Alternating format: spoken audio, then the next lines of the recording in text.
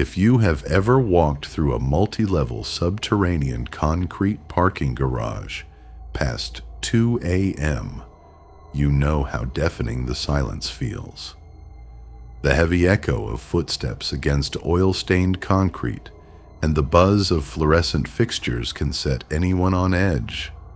Back in the winter of 2023, I worked as the sole overnight security attendant for a 4-story underground parking facility located right beneath a massive corporate office complex downtown. My shift ran from 10 p.m. to 6 a.m. After midnight, the facility was completely locked off to the public, and only registered monthly badge holders were able to scan into the ramp gates. At approximately 2:45 a.m., I was sitting inside the glass surveillance booth on the ground level, monitoring the multi-screen CCTV matrix. Out of 60 cameras, level B3, the deepest, coldest level reserved for long-term storage, suddenly registered an audio disturbance. It was the loud, rhythmic, metallic scrape of metal against concrete. Assuming an exhaust pipe had fallen or a stray animal was wandering around, I grabbed my heavy-duty maglite flashlight, stepped out of the warm booth, and began descending the spiral concrete pedestrian staircase. The air grew colder and damper with every flight of stairs I descended. When I pushed open the heavy industrial fire door to level B3, the lights on the entire floor were flickering weakly. At the very end of the furthest parking lane, near the unlit drainage basin, an unfamiliar matte black pickup truck was parked with its tailgate open. The license plates on both the front and rear bumpers were completely obscured with thick, black duct tape. I raised my flashlight toward the truck bed. Standing between two support pillars were two men dressed in industrial coveralls and heavy canvas work gloves. They were not working on a vehicle. They had wedged a heavy commercial hydraulic spreader into the frame of the building's emergency secondary exit door, attempting to force it open from the inside. The moment the beam of my maglite hit the reflective strip on their coveralls, both men stopped moving instantly. Neither of them flinched or looked panicked.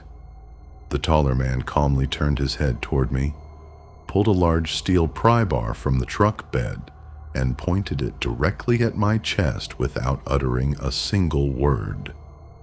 His partner immediately began walking along the row of concrete pillars to flank my right side, cutting off my direct route back to the staircase door. In a facility that, deep underground, standard emergency radios and mobile phones have absolutely zero signal. Realizing I had walked directly into a planned commercial heist with no backup, I didn't attempt to confront them or issue verbal warnings. I instantly aimed the 1,000 lumen strobe beam of my flashlight directly into the eyes of the approaching man, blinding him for 2 vital seconds. I spun on my heels, threw my weight against the fire exit door, and bolted up the concrete stairs 3 steps at a time. Behind me, the heavy metal door crashed open against the concrete wall, followed by the rapid, echoing stomp of steel-toe boots chasing me up the stairwell. I reached the ground level, scrambled into the glass security booth, threw the emergency electronic deadbolts, and slammed my fist onto the municipal alarm override button. The building's piercing sirens echoed across all 4 underground levels. By the time police cruisers surrounded the street ramp 6 minutes later, the black pickup had smashed through the wooden exit barrier and vanished into the city night.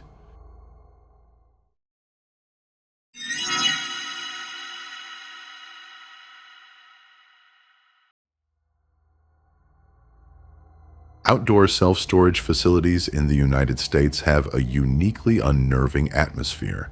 After sunset, row after row of identical corrugated metal roll-up doors, narrow gravel alleyways, and sparse yellow security lights casting long, distorted shadows against the walls. 2 years ago, I was helping my older brother clear out his rented storage locker before moving out of state. Because of our packed work schedules, the only window of time we had to load up our rented utility trailer was late on a Sunday night, around 1:30 a.m. The storage facility was located in an industrial park on the outskirts of town, enclosed by an 8-foot barbed wire fence. Access required entering a personal 6-digit security PIN on an electronic keypad at the motorized entrance gate. We punched our code, pulled the truck and trailer all the way down to aisle 7 near the back corner of the compound and rolled up the metal door of Unit 142. While my brother was inside the unit strapping down wooden furniture, I was in the trailer bed securing boxes. Around 2:15 a.m., the main perimeter overhead floodlights made a loud buzzing sound and went completely dark. Only the faint orange glow of the access keypad far in the distance remained. I stepped out onto the gravel to look around, thinking a breaker had simply tripped. As my eyes adjusted to the pitch black, I heard the faint crunching sound of footsteps walking slowly across the loose gravel in the adjacent alleyway.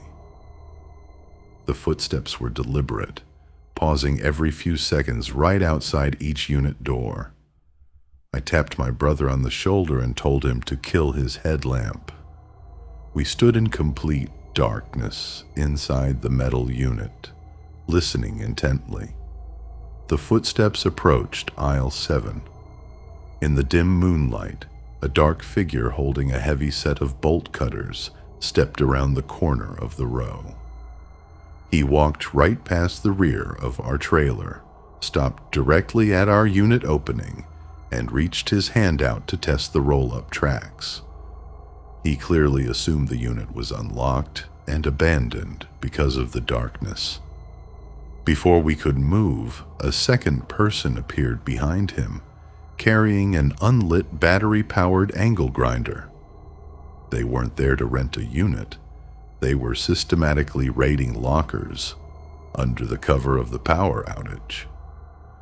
My brother immediately switched his 2,000 lumen work floodlight on, aiming the piercing white beam directly into their faces, and yelled at the top of his lungs for them to drop the tools. The sudden blinding blast of light caught both men completely off guard. The man with the bolt cutters dropped them directly onto the gravel with a loud clatter. For 3 terrifying seconds, they stood frozen in the beam, squinting aggressively. Instead of fleeing immediately, the second man raised the angle grinder in his hand, took 2 aggressive steps forward into the entrance of our unit, and demanded our truck keys. My brother didn't hesitate. He grabbed a heavy steel tire iron resting against the tool chest and slammed it with full force against the corrugated metal wall of the unit. The deafening metallic gunshot-like blast echoed violently across the entire metal building. The overwhelming sound shattered their confidence. Both men spun around, scrambled over the gravel, and sprinted down aisle 8 toward the back fence line. We slammed down the heavy roll-up door, locked the padlock from the inside, and immediately called emergency dispatch. When sheriff deputies arrived 40 minutes later, they discovered a 2-foot section of the perimeter chain-link fence peeled back near the woods, along with 5 other broken master locks scattered along the back row.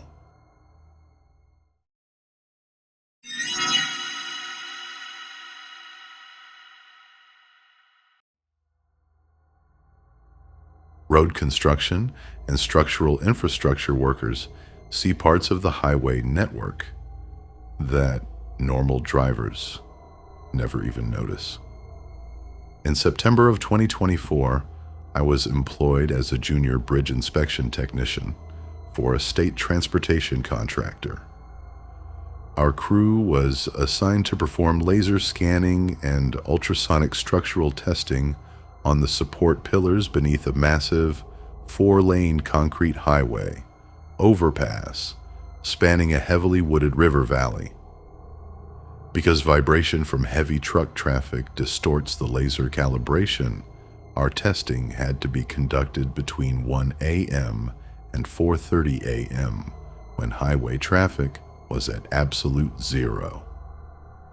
My lead engineer was parked on the upper highway shoulder in our utility van running data analysis, while I was stationed 200 feet below in the unlit drainage basin, directly beside the reinforced concrete bridge piers. The only light source came from my portable battery work lamps and the high-output LED array mounted onto my hard hat. The continuous white noise of the nearby river rapids completely muffled every subtle sound in the woods.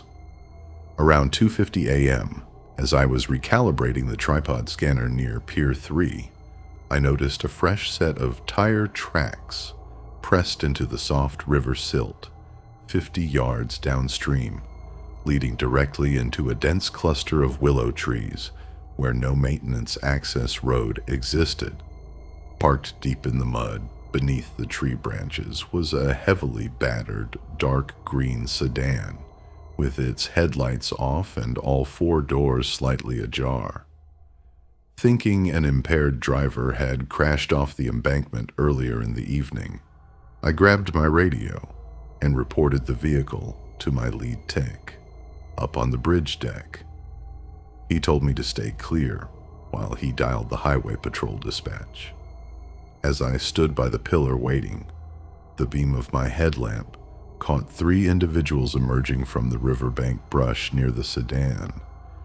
They were dressed in dark rain gear, carrying heavy canvas equipment bags and bolt cutters. They were not stranded motorists.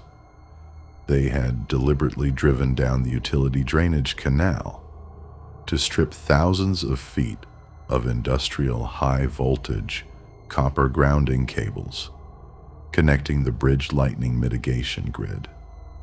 The moment they spotted the reflection of my hard hat and high-visibility safety vest, they realized an eyewitness was actively recording their location.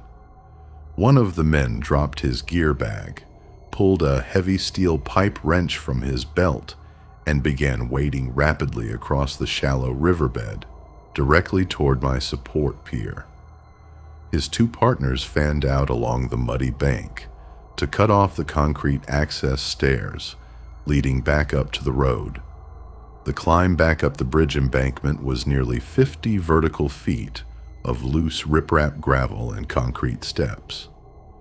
With 2 men closing the distance to the stairs, and the third splashing through the water 20 yards away, I knew trying to scramble up the steep incline would leave me exposed and cornered on the slope.